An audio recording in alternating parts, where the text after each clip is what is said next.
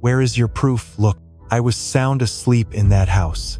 Just because the stolen car was out front, that doesn't mean a thing. I never took that car. I was asleep all day. Listen, you are sitting in this room right now because you are tied to very serious crimes. You need to come clean about everything. My partner just spoke with your mother, and I know for a fact she raised you to be an honest kid. You need to take responsibility for your actions. Look, I really don't think this went down the way you planned for it to go, but right now is the time to be completely upfront. Dispatch, send more cruisers. I am pretty sure this guy is the shooter. Yeah, man, he is gone. Wait, are you saying I killed somebody? You were clearly part of this whole murder scheme. Well, this is not going to juvenile court. Buddy, this is aggravated murder. You are trying to send me away. When Dayton police got a carjacking call at 1 a.m. on January 26th, 2022, it just felt like a totally usual case. But when loud gunshots echoed through that exact same part of the city an hour later, officers quickly realized they were dealing with something much more gruesome. Rushing straight to the second crime scene, they discovered that the victim, 35-year-old Brandon Cooper, he had been brutally executed in an assassination-style murder, with absolutely zero suspects in sight. Investigators tracked the stolen vehicle from the first crime scene to a house in southern Dayton View. Believing the two crimes were connected, officers arrested 4 teenagers. This included 15-year-old D. Trayvon Mitchell and 15-year-old Tyhan Peaks. Both were brought to the Dayton Police Department for further questioning. Tell me how exactly we came into contact with you today. Mr. Peaks, look, I woke up and just saw the SWAT team. My buddy shook me awake and literally yelled out, "Brother, the SWAT team is outside." I asked him why. He said, "You don't know. We have to go out." So that is why my friends and I went outside, and I just ended up here. Okay, well, let's back way up then. Obviously, then your day didn't just start with a massive SWAT raid. What happened way before you woke up to the SWAT team? I was just chilling out. Okay, where exactly were you? Hanging out at 3:22 a.m. Were you just there to chill with Ron and Ray? Look, I had barely just pulled up, and then I got super sleepy. So I went to sleep. Detectives were now faced with 2 separate crime scenes. The first, a violent carjacking on St. Agnes Road at around 1 a.m. The second, the murder of Brandon Cooper, took place just minutes away on Fergus Avenue. But strangely, it all happened almost an entire hour later. While detectives know the teenagers have to be involved in this carjacking, since the stolen vehicle was found right inside their garage, they were now trying to determine whether they also played a major role in Cooper's murder. Listen, I will be totally frank with you. I know you didn't just go to sleep. That is not what happened. We expect you to be honest with us, because we are being completely honest with you. I am not going to lie to you, so I prefer that you do not lie to me. When we ask you questions about what happened, just know we already know the truth. I am seeing if you are going to be honest with me. And you haven't been so far. We are right at the beginning here. So playing games is kind of silly, right? Look, we know that you, Ron, and Trey, and Ray caught a Lyft earlier today. You have zero proof I never caught a Lyft. I was at the house asleep. I didn't take any rides. I don't even have the cash to catch a Lyft. The plan was never to pay for it. The plan was to steal the car that is parked inside the garage, the exact house where you were laying your head. Or where you claim you were laying your head. How old are you? 15. Okay, well, you would not be the first 15-year-old to sit in that interrogation chair. And you certainly wouldn't be the first 15-year-old to catch adult charges for this type of street crime. Okay, what are you even charging me with? We are definitely going to charge you for 2 counts of aggravated robbery and 1 count of aggravated murder. Listen, this isn't the first Lyft you boys have hit. You have probably done 10 of them by now. You are going to go straight to a cell. You are getting locked up this morning for 2 separate counts of aggravated robbery. You literally took 2 cars this morning, and the second one resulted in a death. What kind of hard proof do you even have? You were inside the house where the stolen car was. So what, I was sound asleep? That doesn't mean I took any car. I was asleep. All day I had absolutely no idea. What exactly do you think everyone else did? What do you think everyone else has been doing in here? And said, sitting in that exact chair right there. I have no clue what they said. I don't know. You are right about that. You don't know what they told us, but we know exactly what they said. Unfortunately for Taihan Peaks, the detectives had already sat down with the 3 other suspects. This included D. Trayvon Mitchell, who actually opened up to them much more easily, just 4 hours earlier. So tell me, what really went down tonight? How did your whole crew get together? The guys called me up. Say that one more time. They called me, asked me to come over because we were going to go hit a lick. So what was the actual plan then? Find some girls. All right? Did you find any girls? Yeah. Okay. They just didn't want to hang out. Right. So at some point tonight, you guys all leave. Correct, and you go out to steal a newer car. Is that fair? Were you going somewhere specific? Okay. So what was the plan? Just take their car? Yeah. Okay. Who listen? You are telling the truth, man. I really appreciate that. That is really all we want. When the driver pulled up, was it a guy or a girl? A woman. Got it. Do you recall what kind of vehicle she was actually driving? Was it that exact vehicle parked inside your garage? Oh, yeah. Probably. Or yes? Okay. So it was a Subaru. And the passengers were you, Rai, Ty, and Ron. Fair enough. Okay. So was the plan always to rob her? Or did someone bring it up while you were driving? Or how did the carjacking actually go down? It just happened. Right. On the night of January 26th, 2022, Dylan, D. Trayon, and their friends Ray and Ron booked a Lyft ride. Their only goal, stealing the vehicle. Every suspect spun a different story, but detectives confirmed the ride was booked using D. Trayvon Mitchell's phone at 12:30. The armed carjacking happened shortly after, right around 1 in the morning. How many guns too? What kind of guns? Oh, one was mine. Who had that one? Me. Okay. Who else was holding a gun? It was getting passed around. Okay. Do you know who started with them both? Who is both Ty and Ray? Ty and Ray.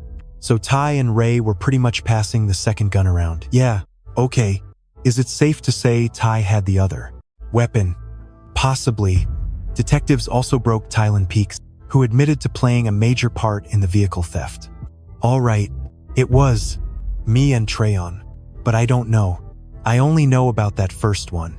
So tell us exactly what happened. We booked a Lyft, and then we just told her to get out of the car. And when she got out, she started screaming. That is exactly when we parked the vehicle back inside the garage. That is the only thing I know about. I know absolutely nothing about a murder. Tell us about who ordered the Lyft, who was sitting where, and all those little details. I really don't know. I have no idea who ordered the Lyft. Did you drive it? No. I don't even know how to drive. Who drove? I don't know. Come on. Man, you can't play games, Ty. That doesn't work. Man, who got in the driver's seat? Who drove the stolen car? While the detectives finally had enough evidence to firmly believe that D. Trayan and Tylan were primarily responsible for the first carjacking, they still faced a much bigger challenge: solving the second crime. They had a homicide victim on their hands now. This task, however, would prove to be way tougher than anyone anticipated. I really don't know. Do you feel bad about what happened? I just told you. Armed robbery, armed murder. You know exactly what you did. Who did I murder? His name is Brandon. I don't even know who Brandon is. You don't have to know someone to kill them, believe it or not. So are you trying to say I killed someone? You were part of this deadly murder scheme. In these pages, you're not number one. Bro. Okay, can you read? You can't read them, no. I'm not going to read a single thing. Look, I don't tell you what I already know. You tell me what you did. And that is exactly how this works. I would bet every single penny I have ever made in my entire life that Dayton, Ty, Ray, and Ron went right back out to hit another lick. Because the first one was fun and it worked. And then, the second job went totally sideways. Okay, so that is where we are at. You're here. You did some grown-up stuff. And that is the reality. We got ourselves a car. Let's go grab another one. Right. Okay, so tell me all about that. What was the real goal? To score another vehicle or get some cash? Get some money? Okay, same for people. Okay, everyone sit in the back. Everyone sit in the front. Right. Okay, who exactly has guns in the car this time around? 10 people. Huh, the exact same crew. You and Ty. Or you and Ty. Ray. Huh, which one? Because that detail is very important. You know what I mean. Who did you give the gun? To the only two that had them. So Ty and Ray both carried guns, and one of them was yours. Okay, so who said what you did? Same exact thing as last time. Just 4 guns pointed at him. So they pulled weapons on me. Right. Someone said, "Give me the car. Get out of the car. Get out of the car." What does he do? Just sits there. He didn't even get out. Okay, what exactly happened next? Got out of the car. All 4 of you got out of the car. No, get out the car. But they are still in the back. Ty and Ray are still sitting in the back seat. Yeah. Okay. And those are the guys holding the guns. Okay. And they are still in the back seat when he suddenly takes off. And how many gunshots do you hear? 2. According to Dayton, Dylan, and Ray, both stayed inside the vehicle when 2 shots rang out, killing Lyft driver Brandon Cooper. Right before the fatal shots, he claimed that he and Ron had already stepped out of the vehicle. Interestingly enough, Dylan told a nearly identical story. There was just one key difference. He insisted that he and Ron were the only ones who got out of the car, not Dayton. Both of these stories, however, would very soon turn out to be completely impossible. I think there is a little bit of mistruth in what you are telling me about this second event. Okay, and I already know exactly what you did. Right, I totally get it. You push your pole onto someone else and try to keep yourself completely out of committing this brutal second offense, which you absolutely did. Right? No, come on, man. I am telling you, look me in the eyes. You've played straight with me so far. But right here, this is exactly where the murder timeline gets complicated, a little messy. Because this places you right there when the driver was killed. And you just keep talking in circles about the shooting. 3 times, he was shot 3 times. Who pulled the trigger 3 times? Was it you? No, okay. So Ty and Ron get out of the vehicle. They get out. Ray stays in the car. Who's holding your weapon? And who has the other? Ty had the other gun. So Ty walked up to the driver's side and tried to yank him out of the vehicle. He tried to pull him through the door. He fired it twice. Let's do a little reenactment. Stand up. Come over here. Pretend I am the driver. So I am sitting here, and Ty is trying to drag me out of the seat. Right. Ty is trying to pull him, but the door is locked. Ty cannot get inside. So where exactly is Ray standing when he pulls the trigger? Ray is right here. Outside or inside the vehicle? Inside. Okay. So I am facing this direction. How does Ray manage to shoot the victim? He held it something like this. Okay. Then he fired 2 shots. Where did the bullets hit him? Point on my own body. Right around here, okay. So he fired from inside the cabin and struck the driver right in the upper back. And you were standing right there.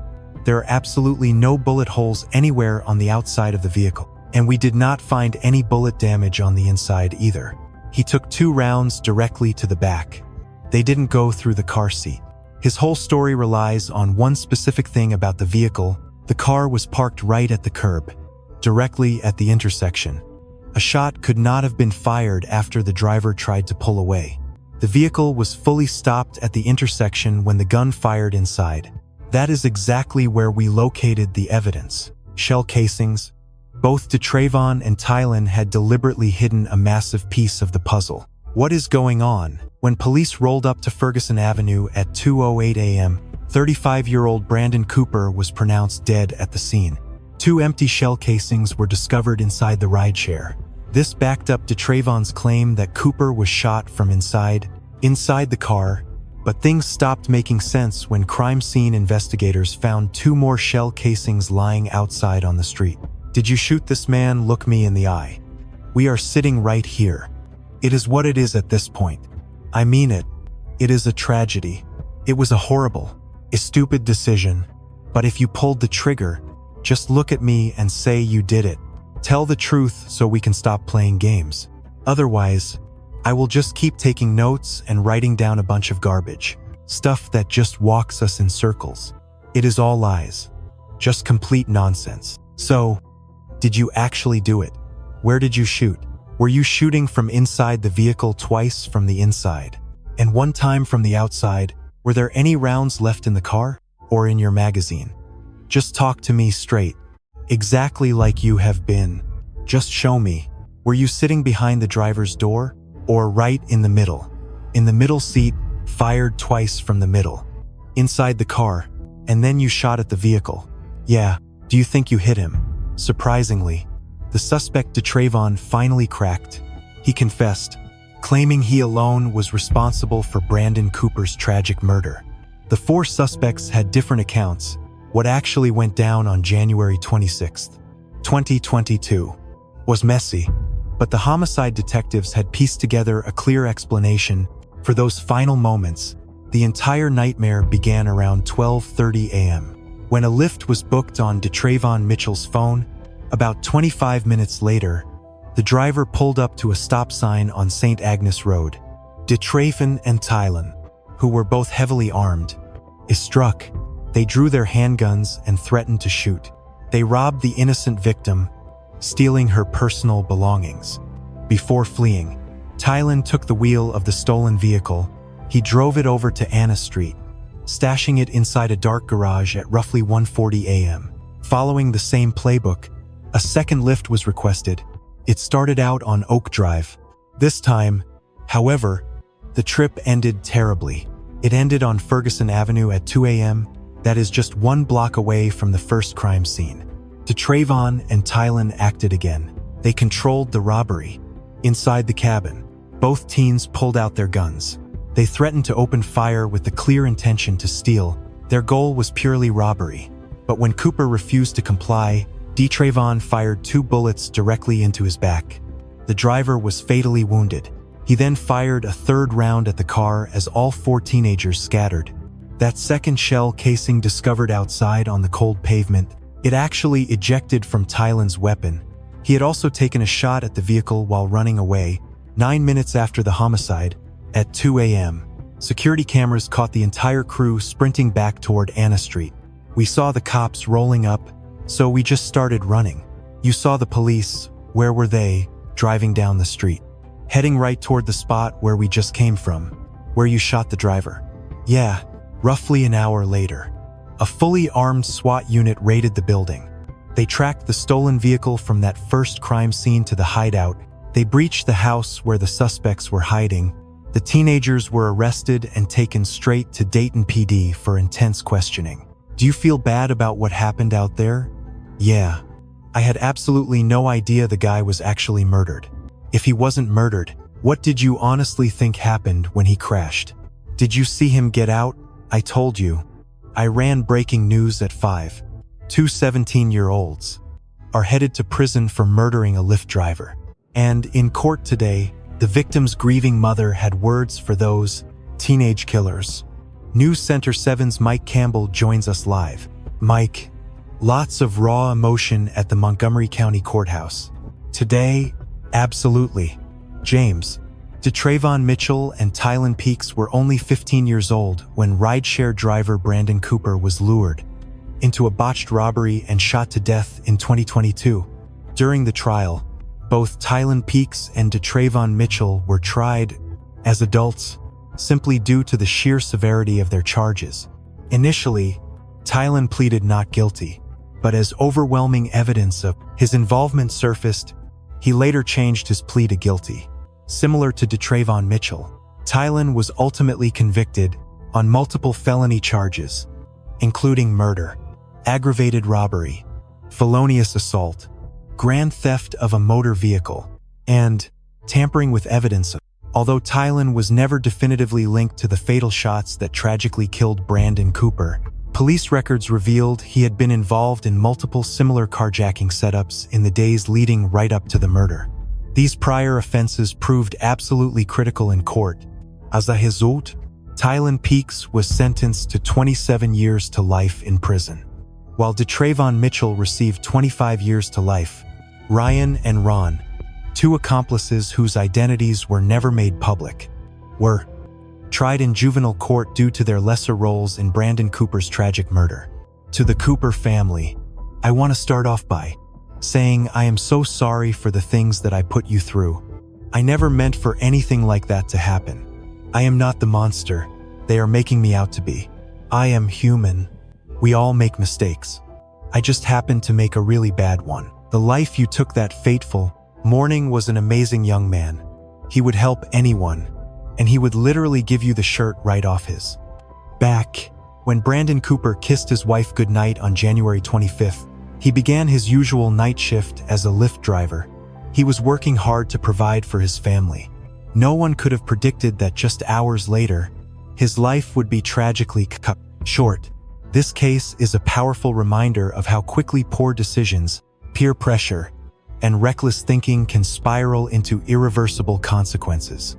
What started as an impulsive plan, driven by thrill-seeking and immaturity, ended in the loss of an innocent life and destroyed multiple futures in a single night.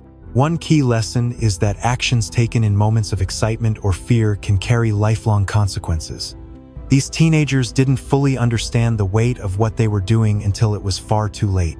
What they thought was just a plan became a real crime scene with real victims, real families, and real grief that will never fade. It also shows the danger of group influence. When responsibility is shared among friends, accountability often disappears.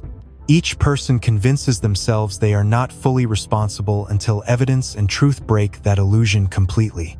Most importantly, this case highlights that truth cannot be outrun. No matter how many stories are told or how much someone tries to shift blame, forensic evidence, technology, and investigation will eventually reveal what really happened. In the end, this is not just a crime story, it is a warning.